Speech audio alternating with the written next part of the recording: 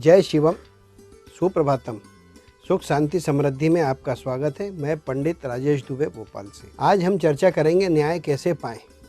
न्याय पाने के क्या क्या तरीके हो सकते हैं और न्याय को पाने हेतु ज्योतिष शास्त्र के अनुसार किस प्रकार से अध्ययन किया जाता है और ऐसा क्या कृत्य किया जाए जिसकी वजह से हमें न्याय सुलभ हो सके। सबसे पहले न्याय की कितने प्रकार होते हैं, यदि हम उस पर जाएं तो देखेंगे सबसे पहला न्याय प्राकृतिक न्याय होता है। प्राकृतिक न्याय अर्थात ऐसा न्याय जिसे बोलचाल की भाषा में कहा जाता है कि सहजता से जिस पर निर्णय दोनों पक्षकारों के बीच में बन जाए और समुचित निर्णय उसके ऊपर हो जाए, उसे प्राकृतिक न्याय कहा जाता है। प्राकृतिक न्याय के अंतर्गत दोनों पक्षकारों में सहमति होना और सहमति के साथ में उसके प्रति समर्पित होना और समर्पित होने के साथ साथ उसके प्रस्तावना को स्वीकार करने की आत्मबोध शक्ति होना, उसे प्राकृतिक न्याय कहा जाता है। यूँ तो मायने प्राकृतिक न्याय के आधार पर देखें तो शासकीय कर्म और आपके बीच में किसी भी प्रकार की कोई अनुबंध गति होती हो तो उसमें सर्वप्रथम प्राकृतिक न्याय के लिए ही मनुष्य गुहार करता है। प्राकृतिक न्याय ही उसमें सबसे श्रेष्ठ माना जाता है। प्राकृतिक न्याय के न मिलने के बाद में फिर यदि हम जाएं सामाजिक स्तर पे, हमारे यहाँ पर पारंपरिक अवस्थाओं के अंतर्गत पंचायतों का बिठाना और महापंचायतों का बिठाना एक न्याय पाने की यह विधि होती है। और इसमें सार्वजनिक रूप से यहाँ पर दो पक्षकार से हटकर सार्वजनिक रूप में बहुतायत संख्या में पक्षकार होते हैं और बहुतायत रूप में चाहे एक पक्ष भी हो वो अपनी समस्या रखता है, दूसरा पक्ष उसके निराकरण के विरोध में अपने विचार यदि रखता हो तो सामूहिक रूप से निर्णय लिया जाता है और जो सामूहिक निर्णय होता है उसे पंचायत या महापंचायत का निर्णय कहा जाता है। एक न्याय पाने के लिए हमारी परंपरागत यह व्यवस्था है जिसे समाज और सामाजिक आधार पर देखा जाता है, उसे महत्व दिया जाता है। लेकिन आज प्रजातांत्रिक कारणों से इसकी महत्ता कम है और इसे मान्यता भी कुछ स्थानों पर शून्य के बराबर प्राप्त है। उसके पश्चात आता है न्याय पाने का तरीका। आत्म का प्रायश्चित करना, देवताओं के सम्मुख उपस्थित होकर कन्फेस करना और उस न्याय को पाने के लिए प्रार्थना करना। तो उससे आपको जो है कई बार ईश्वर के सम्मुख खड़े होकर सत्य बात का वचन करने से दूसरा पक्षकार या अधिक पक्षकार भी हो तो वो क्षमा कर देते हैं। वो न्याय पाने का एक तरीका है। जब इससे भी बढ़ता हुआ दिखता है तो न्याय पाने का तरीका फिर जो है कोर्ट और कचहरी से होकर गुजरता है, जिसे अदालत कहा जाता है, जहाँ पर राजदंड या राजदंड के अलावा राज निर्णय दिया जाता है। उसके माध्यम से आप न्याय पाते हैं। अधिकांशतः न्याय पाने के लिए ललाई तैयो लोग होते हैं, वो बड़ी चेष्टाएं करते हैं। उन चेष्टाओं के अंतर्गत यदि आप न्याय की शरण में जाते हैं तो न्याय में निम्नतम, निम्न, फिर उसके बाद उच्च और सर्वोच्च, इस प्रकार की प्रक्रिया होती है और उससे आप गुजरते हैं और तब जाके आपको कोई निर्णय मिलता है। अब ऐसी स्थिति में यदि हम आते हैं तो न्याय किस आधार पे पाना चाहते हैं, किस बात के लिए या किस विषय के लिए हम न्याय पाना चाहते हैं, ये बड़ा महत्वपूर्ण होता है। क्या आपने अपराध किए हैं, क्या लोक व्यवहार में व्यवहार से संबंधित कोई त्रुटि है या फिर किसी प्रकार का छल कपट है। इस प्रकार की बातों को लेकर हम न्याय पाने के लिए आगे बढ़ते हैं और न्याय पाना चाहते हैं। जन्म कुंडलियों का जब हम अध्ययन करते हैं तो सबसे पहले ये देखा जाता है कि ऐसे कौन कौन से ग्रह हैं जो आपको न्याय पाने के लिए सदैव व्रत रखते हैं और लगातार आप न्याय के लिए अपनी इच्छा व्यक्त करते चलते हैं। उसके अंतर्गत यदि हम देखेंगे तो पाएंगे कि जन्म कुंडलियों के आधार पर जिनका राहु, शनि, गुरु, ये तीन ग्रह, इसके साथ में मंगल और कुछ स्थानों पर शुक्र, ऐसी दशाओं में हम न्याय पाने के लिए निकलते हैं इन ग्रहों से जब पीड़ित होते हैं। इसके अलावा बुध है और सूर्य है, इनसे यदि हम पीड़ित होकर न्याय पाने निकलते तो ये प्राकृतिक न्याय की श्रेणी में ही आकर लगभग समाप्त हो जाता है और इसमें एक दूसरे को क्षमादान भी प्राप्त हो जाता है। लेकिन यदि गुरुत्ता का अपराध करते हैं तो गुरुत्ता का हमें दंड प्राप्त होता है गुरु ग्रह के कारण। कई बार ऐसा होता है कि हम छल कपट करते हैं, कूट रचना कर लेते हैं या फिर बुद्धि का अधिक उपयोग करने से, अतिचारी बुद्धि का उपयोग करने से यदि हम दूसरे पक्षकार को अत्यधिक पीड़ित कर देते हैं तो उसकी वजह से भी परेशानी आती है। कई बार कानून को तोड़ देते हैं, नियमों का हनन कर देते हैं, लापरवाही में, अनदेखी में या जानकर। तो सरकारी कामों में बाधा पैदा करना यह गुरु के अधीन आता है। ऐसी स्थिति में जब आते हैं तो आपको राजदंड की प्राप्तियाँ होती है।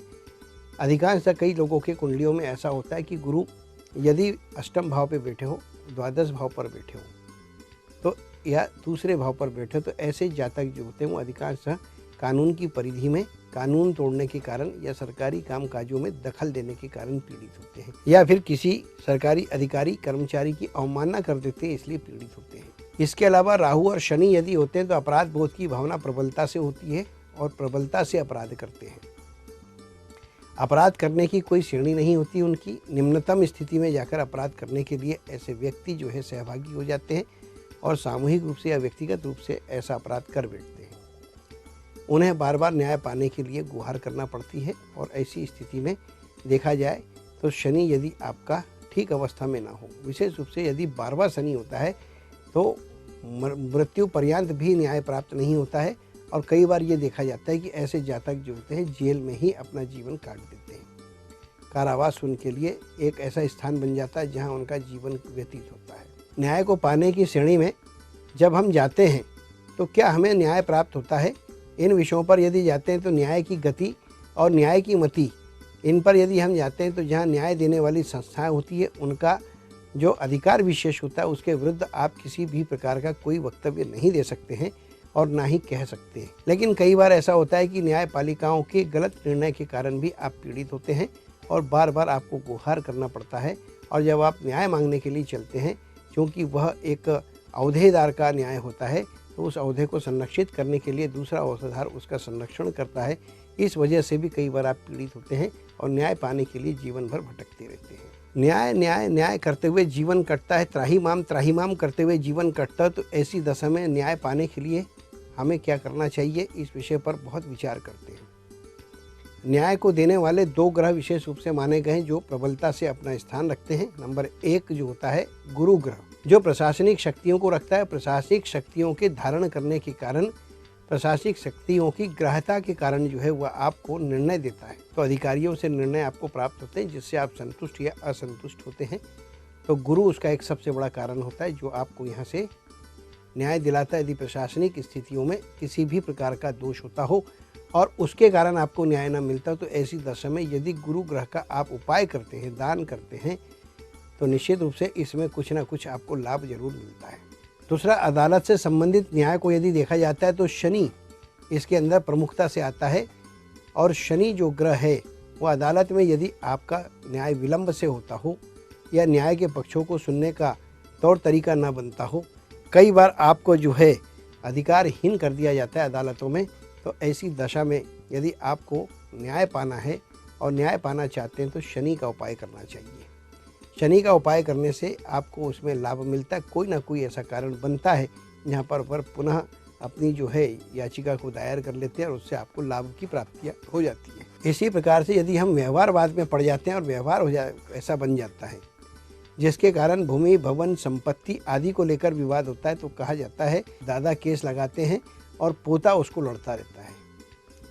तो दीर्घकालीन न्याय की जो पिपासा मन में होती है ये बड़ी बुरी होती है और उससे बचना यदि आप चाहते हैं तो उसमें आपको क्या करना चाहिए, विशेष रूप से मंगल का उपाय करना चाहिए, शनि का उपाय करना चाहिए। मंगल और शनि का उपाय करने से आप इन बातों से बच जाते हैं और कहीं ना कहीं या तो न्याय पा लेते हैं या प्राकृतिक न्याय के आधार पर दोनों पक्षकार आपस में मिलकर सहमति बनाकर प्रकरण जो है अदालत से उठा लेते हैं, उससे आपको लाभ मिल सकता है। कुल मिलाकर कहा जाए कि न्याय को समुचित आधार पर यदि आप पाना चाहते हैं तो आध्यात्मिक रूप से सबसे पहले आपको, यदि आपके द्वारा गलती हुई है तो प्रायश्चित करना चाहिए। आपके द्वारा गलती न हो, अन्य पक्षकारों के कारण गलती हो और उसके कारण आप प्रारब्धवश यदि कहीं न्याय पाने के लिए इधर उधर भटकते हो, आतुरता है, तो इससे यदि आप बचना चाहते हैं तो उसके लिए श्रेष्ठ उपाय जो होता है उसमें आपको बगुलामुखी का उपाय करना चाहिए या भैरवी तंत्र का प्रयोग करना चाहिए।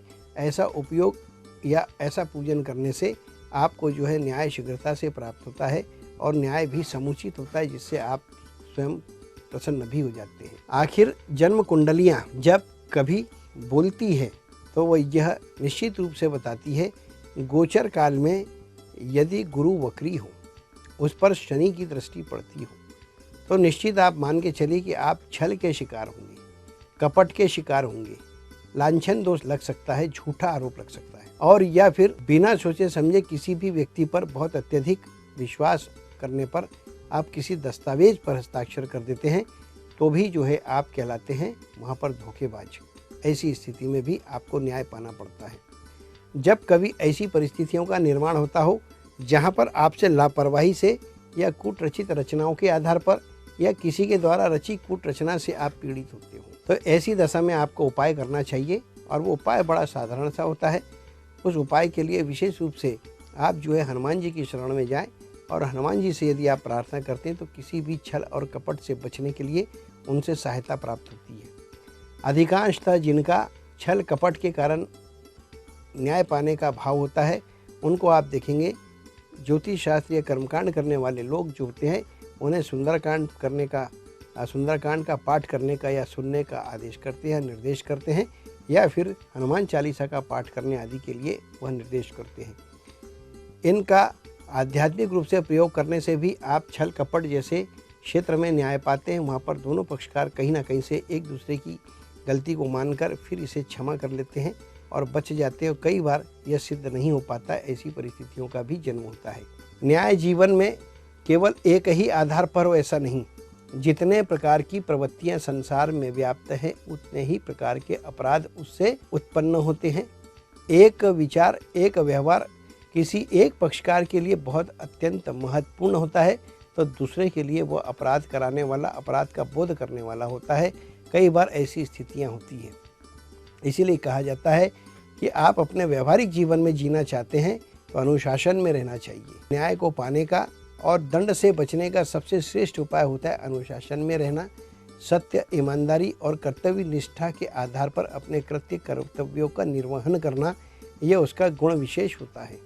यदि आप ऐसा करते हैं तो निश्चित रूप से आपको अनेकों प्रकार के लाभों की प्राप्ति होती है। इस बात को आप ध्यान रखें। न्याय जो है पाने का सबसे बड़ा उपाय यह कि आप अपने आप को सदचरित्र बना के रखें, मर्यादा में रहें। किसी भी स्थिति में वाणी का दुरुपयोग नहीं करना चाहिए, बुद्धि का दुरुपयोग नहीं करना चाहिए और अहम भाव से बचना चाहिए। अहम भाव शत्रुता मूलक होता है और यदि शत्रुता हो जाती है तो अग्नि, जल, वायु धर्मी ऐसे अलग अलग प्रकार की शत्रुता होती है और ये शत्रुता आपको आपके जीवन में बहुत परेशान करती है। जहाँ तक अधिकांशतः देखा जाता है कि जो न्याय का प्रश्न उठता है ये दो पक्षकारों के असहमत होने से, असंतुष्ट होने से, अपने दावे प्रति दावे रखने के कारण होता है और उस वजह से जो है पीड़ाएं होती हैं। यदि दोनों पक्षकार आपस में अहम के भाव को त्याग कर दें तो कभी भी इस प्रकार से नहीं होता है, या एक भाव भी कई बार इस बात को ध्यान में रखे कि अहम का त्याग कर दें तो वह इस न्याय पाने की प्रक्रिया से बच जाता है। अनेकों प्रकार से न्याय पाने की विधि विधाएं बताई गई है। सबसे श्रेष्ठ कारण आध्यात्मिक तरीका होता है जिसके अंतर्गत आप समर्पित होकर कर्तव्य का निर्वहन अनुशासन के साथ, कर्तव्य निष्ठा के साथ, ईमानदारी के साथ, विनम्रता के साथ, सहजता से करते हैं। आपको सारे फलों की प्राप्ति होती है। बहुत कुछ न्याय को भी लेकर चर्चा में किया जा सकता है लेकिन समय का अभाव है। अब समय हो चला है। आप नए नए विषयों के साथ जुड़े रहिए, देखते रहिए लगातार सुख, शांति और समृद्धि। कल मिलेंगे आपको इसी वक्त इसी के साथ में। जय शिवम।